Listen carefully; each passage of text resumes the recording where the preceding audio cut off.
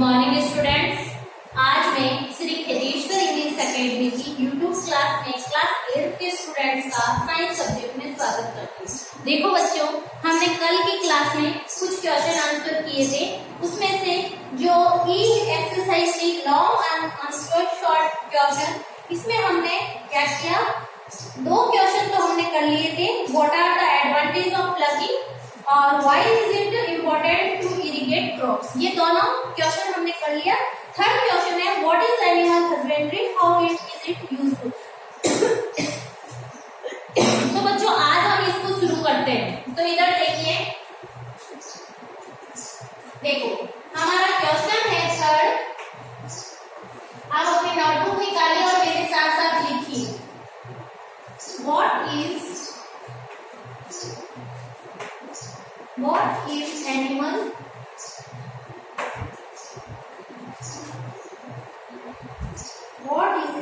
husbandry,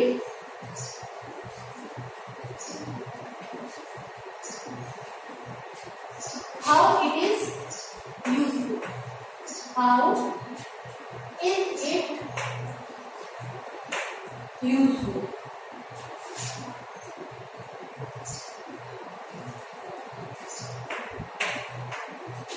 answer, ठीक है। देखो आपको एनिमल हस्बेंड्री की डेफिनेशन देनी है बच्चों। तो इधर देखिए क्या होती है एनिमल हस्बेंड्री। इधर देखिए animals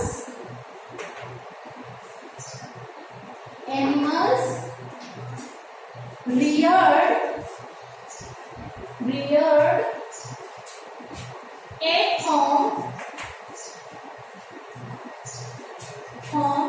or in a farm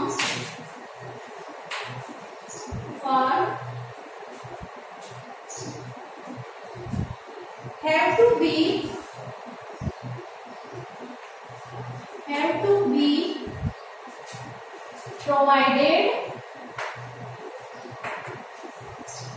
be provided with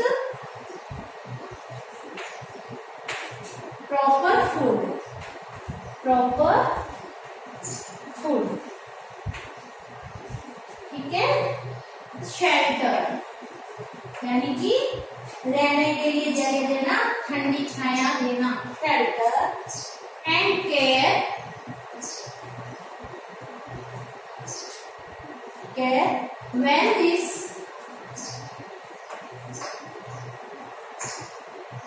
when this is done on a large scale,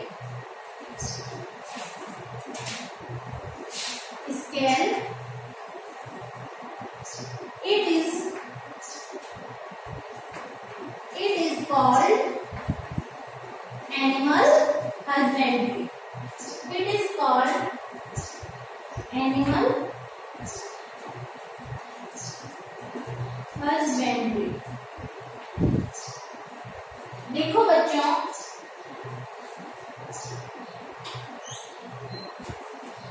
बच्चों, हमारे पास क्वेश्चन आया है कि जो एनिमल हस्बेंड्री होती है वो क्या होती है। तो बच्चों इधर देखिए, animals reared at home or in a farm have to be provided with a proper food, shelter and care. When this is done on a large scale, it is called animal husbandry। यानी कि मैंने आपको बताया ना, एक बड़े स्तर पर जानवरों को रखा जाता है जिसपे उनको अच्छा खाना दिया जाता है, अच्छा जगह दी जाती है, अच्छी केयर की जाती है और एक लार्ज एरिया में रखते हैं, उसको क्या बोलते हैं, एनिमल हस्बेंड्री बोलते हैं।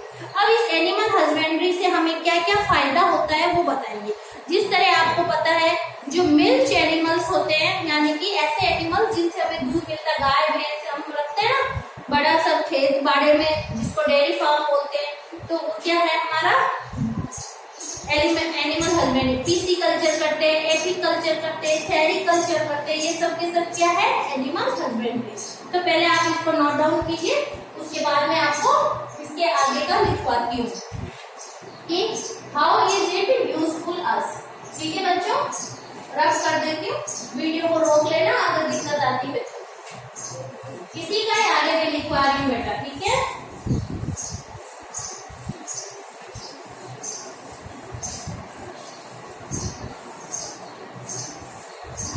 बुक सेट लेके आ गए कि अभी तक नहीं लाए हो? देखो, यूजफुल में लिखना पहला point, a few animals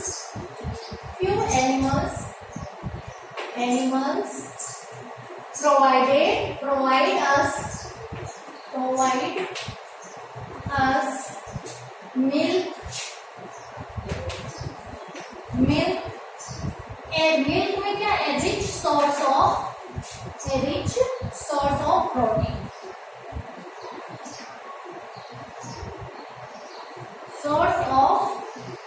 protein, proteins, ठीक है। विटामिन्स क्या होते हैं? विटामिन्स होते हैं, विटामिन्स। और क्या होता है? And minerals,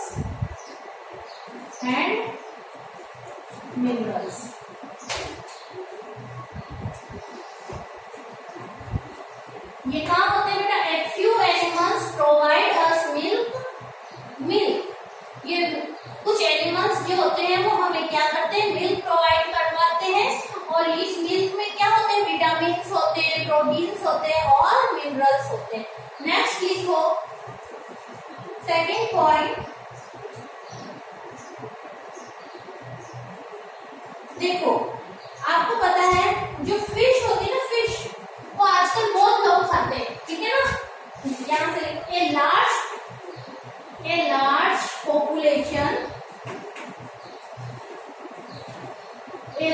population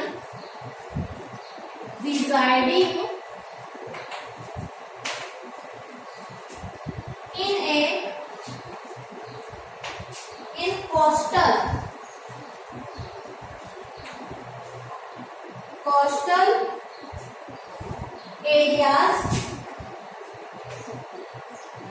areas and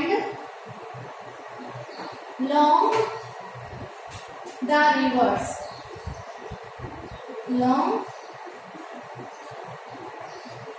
the rivers,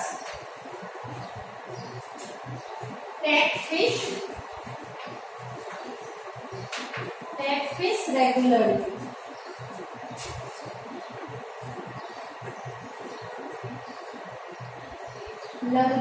ठीक है।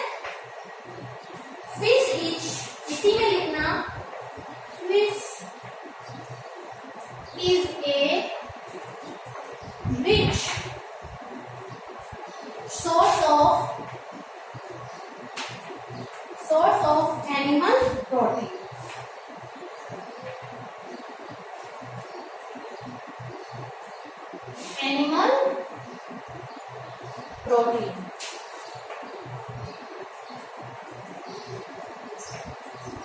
देखो बच्चों, a large population residing in coastal areas and along the rivers take fish regularly. Fish is a rich source of animal protein. देखो आपको पता है जो हमारा इंडिया है उसमें बहुत सारी पॉपुलेशन समुद्र के किनारे या नदियों के किनारे रहती है, तो उनका जो मेन सोर्स ऑफ फूड है वो क्या है? फिश है। और फिश में हाईली क्या होते हैं? प्रोटीन होते हैं। तो ये भी क्या है? तो ये क्या करते हैं? पीसी कल्चर करते हैं, यानी फिश को पालने का काम करते हैं, उसको पीसी कल्चर बोलते हैं। और ये क्या है? एनिमल हस्बेंड्री है, ठीक है बच्चों।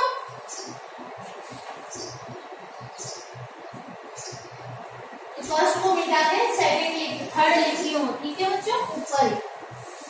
आप इसको सेकंड पॉइंट को अच्छे से कीजिए। नेक्स्ट है पोल्ट्री फार्म, सुना है ना आपने? जब अपन मुर्गियों को रखते हैं, इसके बारे में लिखवा रही हूँ। Birds like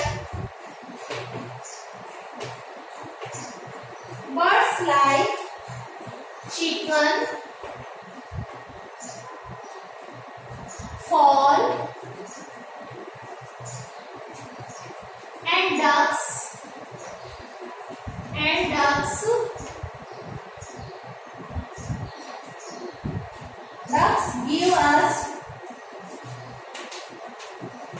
give us protein protein and vitamins, vitamin rich eggs and meat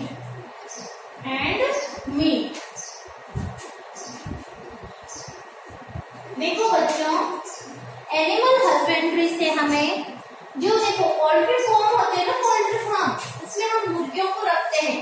Birds like chicken, fowl and ducks give us protein and vitamins rich eggs and meat। यानी कि हमें बर्ड से क्या मिलते हैं, एग मिलते हैं और साथ में मीट मिलता है। तो ये क्या है, सोर्सेज ऑफ फूड है जो हमें एनिमल हस्बेंड्री के थ्रू मिलता है।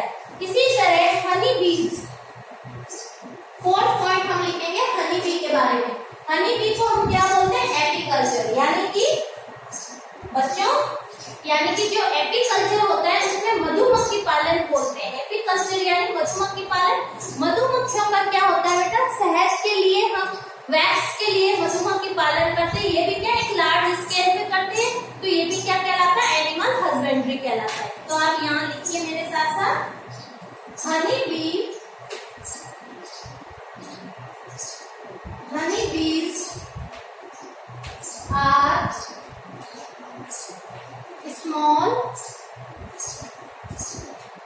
small insects,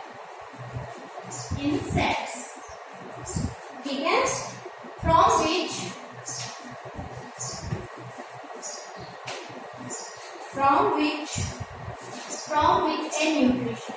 a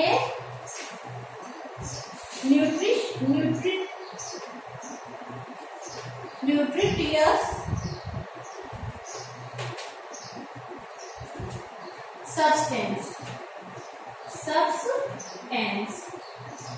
ठीक है,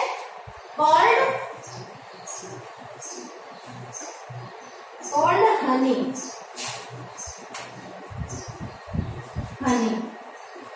is obtained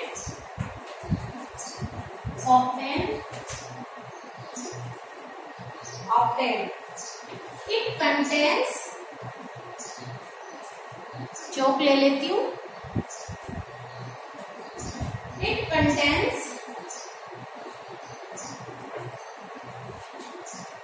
water, minerals,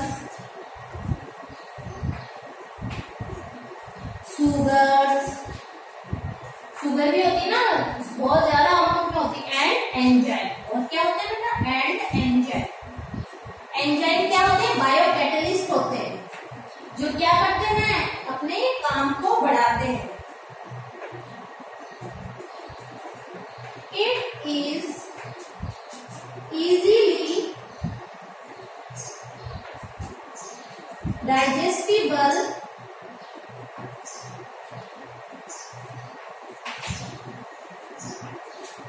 and even used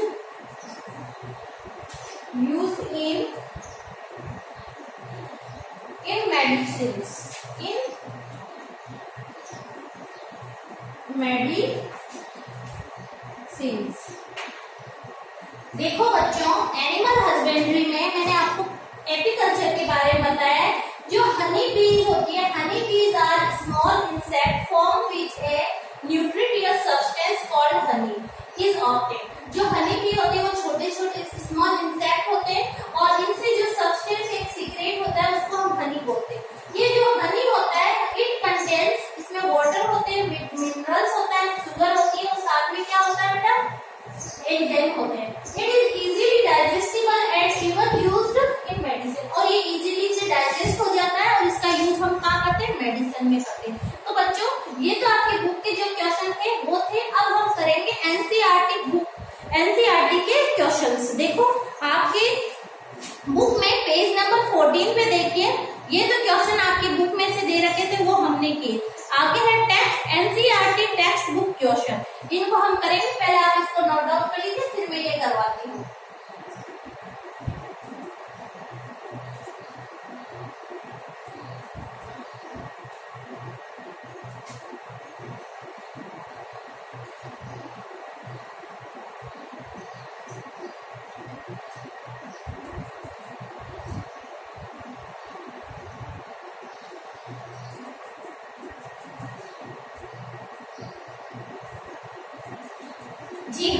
देखो बच्चों, बुक का पेज नंबर 14 निकालिए। NCERT text book. देखो, select the correct word from the following list and fill in the blanks. देखो बच्चों, अब मुझे उम्मीद है कि हर बच्चा अपना बुक सेट लेके आ गया होगा और मैं हर एक क्वेश्चन को बोर्ड के ऊपर नहीं करवाऊंगी। देखो, इसमें है फिल इन द ब्लैंक्स। जो एनसीईआरटी के बुक के पीछे जो फिल इन द ब्लैंक्स दे रखे हैं वो आपकी बुक में है। ये देखिए, साथ में आंसर भी दे रखे। तो मैं एक बार आपको पढ़ के इनको समझा देती हूँ, ठीक है। देखो, फर्स्ट है the same kind of plants grown and cultivated on a large scale at a place is called crop. यानी कि ये कह रहा है एक जैसे प्लांट्स को एक जैसे प्लांट को ग्रो करवाया जाता है, कल्टीवेटेड किया जाता है एक ही बड़े स्केल पे, लार्ज स्केल ऑफ प्लेस, उसको क्या बोलेंगे? क्रॉप बोलेंगे। The same kind of plants grown and cultivated on a large scale at a place is called crop. Next है the first step before growing crop is called preparation of the soil. यानी कि फसल को उगाने से पहले जो पहला हमारा स्टेप होता है वो क्या होता है? वो होता है preparation of soil. The first step before growing crop is called is preparation of the soil. ठीक है। नेक्स्ट सी है हमारा damage seed would float on top of water. देखो बच्चों, हमारा एक स्टेप था सिलेक्शन ऑफ सीड, यानी कि सोइंग ऑफ सीड में हमने बात की थी सीड को बोने से पहले हम हेल्दी सीड को सेलेक्ट करेंगे। तो हमारे पास एक सबसे बढ़िया तरीका है जो हेल्दी सीड होते हैं ना उनको सेलेक्ट करने का। हम कुछ सीड्स लेंगे और एक बकेट लेंगे या कोई भी यूटेंसिल लेंगे, उसमें हम पानी भर देंगे और वो उन सीड को हम उस पानी के अंदर डाल देंगे। तो हम देखेंगे जो खराब सीड है वो तो उसके जो सरफेस है वाटर का उसके ऊपर फ्लोट करेंगे और जो अच्छे सीड्स हैं वो उसके पैदे में, उसके बॉटम में चले जाएंगे। तो ये बता रहा है। देखो, damage seed would float on top of water. Damage जो सीड होंगे वो क्या करेंगे? वाटर के सरफेस पे फ्लोट करेंगे। ठीक है। नेक्स्ट है for growing a crop sufficient sunlight and water and nutrients from the soil are essential। एक ग्रोइंग होती हुई क्रॉप को एक सफिशिएंट अमाउंट में सनलाइट चाहिए और सनलाइट के साथ उसको वाटर और न्यूट्रिएंट्स भी चाहिए होते हैं। सनलाइट और वाटर और CO2 की प्रेजेंस में ही वो क्या करती है?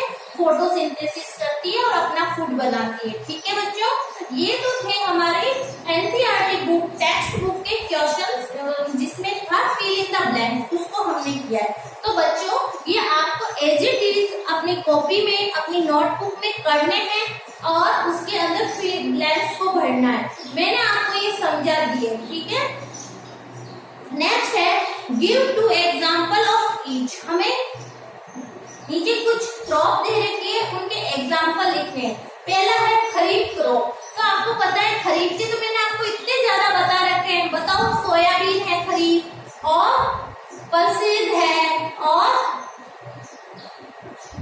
मेज है। ठीक है। और रबी में बीट हो गया हमारा।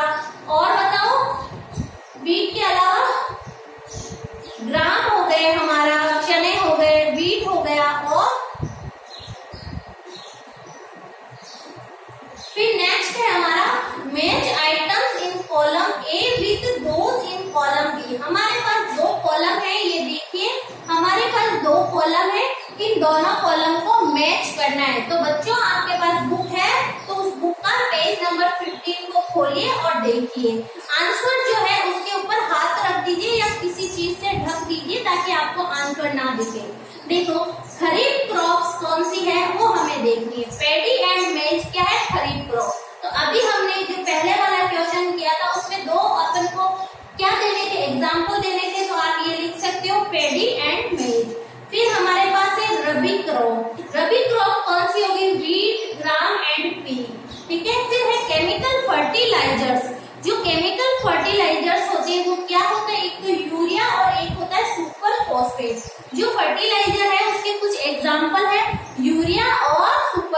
नाइट्रोजन। नेक्स्ट है ऑर्गेनिक मैन्योर। जो ऑर्गेनिक मैन्योर होते हैं वो क्या होते हैं बेटा? Animal excreta, cow dung, urine and plant waste. यानी कि ये क्या होते हैं? काउ डंग, गोबर और ये प्लांट के जो वेस्टेज होते हैं वो क्या कहलाते हैं? ऑर्गेनिक मैन्योर कहलाते हैं। अब बच्चों हमारे पास क्वेश्चन है, right a paragraph in your word on each of the following. यानी कि हमारा जो फोर्थ क्वेश्चन है उसमें पहला लिखा है प्रिपरेशन ऑफ सॉइल, फिर लिखा है सॉइल, फिर लिखा है ब्रीडिंग, फिर लिखा है थ्रेसिंग। तो बेटा आपको सॉइल की प्रिपरेशन कैसे है इस पे आपको कुछ पैराग्राफ लिखने जो खुद के वर्ड्स में होने चाहिए, ठीक है?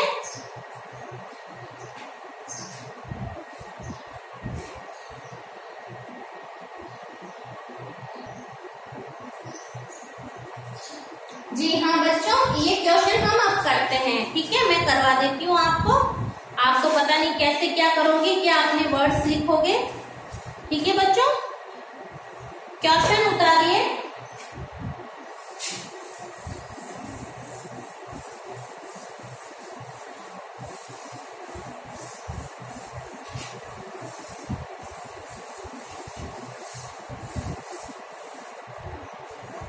देखो क्वेश्चन नंबर 4 है, आपको है right a paragraph in your on words on each of the following. देखो बच्चों मैं क्वेश्चन लिखवाती रहूंगी तो आप बुक नहीं लाओगे, इसलिए आपके क्वेश्चन नहीं लिखोगे, मैं डायरेक्ट आंसर लिखूंगी।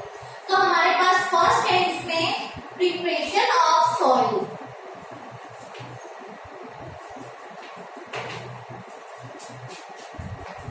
सॉइल की प्रिपरेशन कैसे करेंगे और ये क्यों जरूरी है, ठीक है? वो हमें लिखना है इसके बारे में। तो देखो बेटा, it is necessary to prepare it is necessary to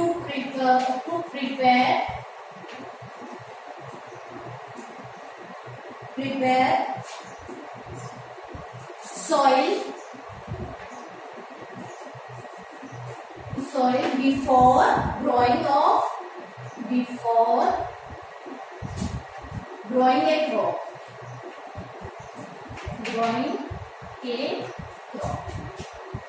ठीक है?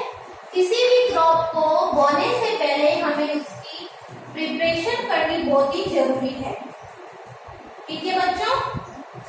फिर आगे है, ये करते क्यों हैं? दिस अलाउस, ये पहले भी लिखवा चुकी हूं मैं आपको, this allows the roots to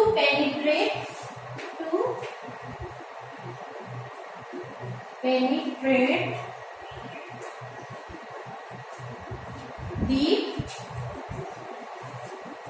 in the soil, ठीक है? in the soil. The loose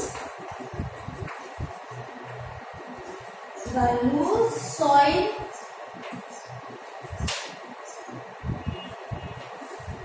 allows the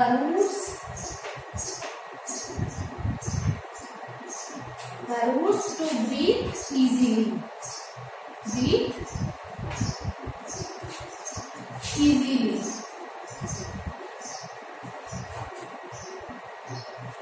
Easily even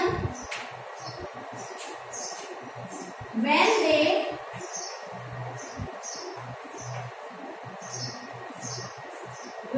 they are deep, ठीक है? deep. The process of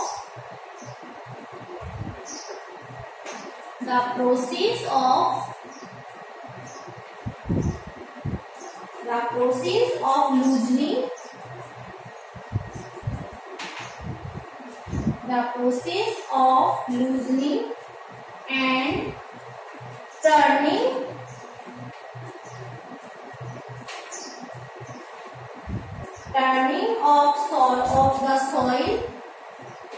of the soil is called, बताइए, कल लिखवाया था ना, टीलिंग एंड और प्लगिंग। आया कुछ याद? और प्लगिंग, ठीक है। ये प्रोसेस क्या कहलाता है? Tilling and plugging. This is done by,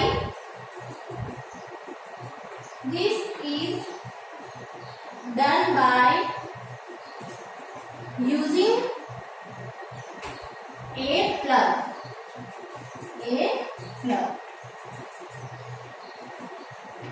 ठीक है। समझ में आया?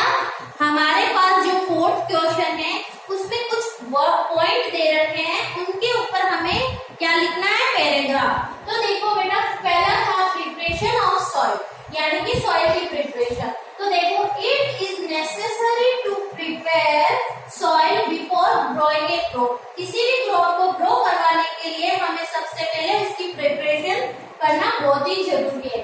This allows the roots to penetrate deep in the soil, जिसकी वजह से क्या होता है, जो रूट होती है उसकी, जो प्लांट होते हैं उनकी रूट सीधी नीचे गहराई में जाती है।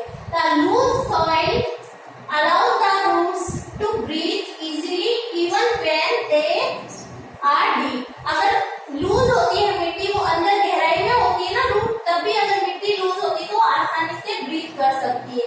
The process of loosening and turning of the soil is called peeling or plugging। This is done by using a plug। और ये प्रोसेस किसकी वजह से होता है? क्या यूज करते हैं हम? प्लग। तो बच्चों इसका एक बार नोट डाउन कर लीजिए, फिर आगे बढ़ते हैं।